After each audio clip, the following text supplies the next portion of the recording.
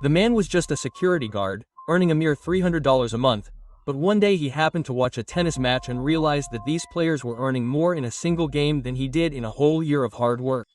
It was too late to train himself, so he decided his children would be world champions, even though his daughters weren't even born yet. Richard wrote nearly 80 pages of a career plan for his unborn children, but he knew that when it came to going professional, professionals were needed. When his daughters were 10, he began touring tennis clubs introducing them to coaches. But back then, tennis was a white-dominated sport, and as a black man, he faced rejection everywhere he went. To the coaches, his career plan was nothing more than a joke. However, Richard never gave up. He learned teaching techniques from magazines every day and coached his daughters, rain or shine. Finally, a coach recognized the sisters' talent, but Richard had one condition: all expenses had to be free of charge, a requirement that put off many coaches. As the sisters' skills rapidly improved, Richard realized that he was no longer good enough to mentor them. Only with determination did he try again, and with his ability to speak, he finally got his daughters the chance to showcase their talent. The coach was impressed and agreed to train Venus for free. Richard would record each session and use the tapes to train Serena at home. This persistence and dedication helped Venus rack up victory after victory to the point where some rival coaches would leave before matches were over because the defeats were too humiliating. When sponsors offered a contract,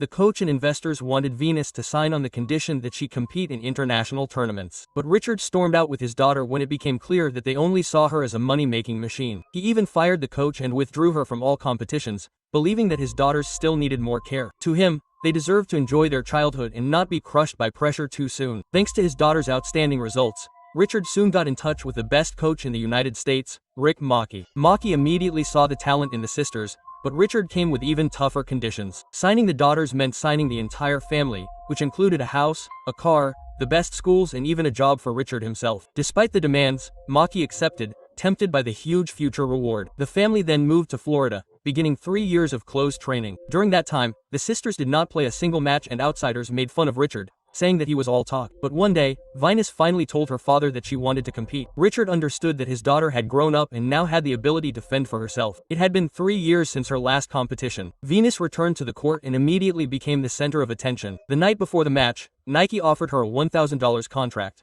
but Richard and Venus decided to wait, knowing that the real opportunity would come on the court the following day. The next day, Venus lost. She felt embarrassed by her failure, but her father knew she had done well. She would always be his pride and joy. Her match against world number 1 Arantxa Sanchez Vicario was spectacular. Her performance won over the public and sponsors. By the following spring, Venus had signed a $12 million contract with Reebok, while Serena, growing up under immense pressure, went on to win 23 Grand Slam singles titles and was recognized as the greatest player in tennis history. Compared to early fame, Richard always believed that patience, family, and education were what truly mattered.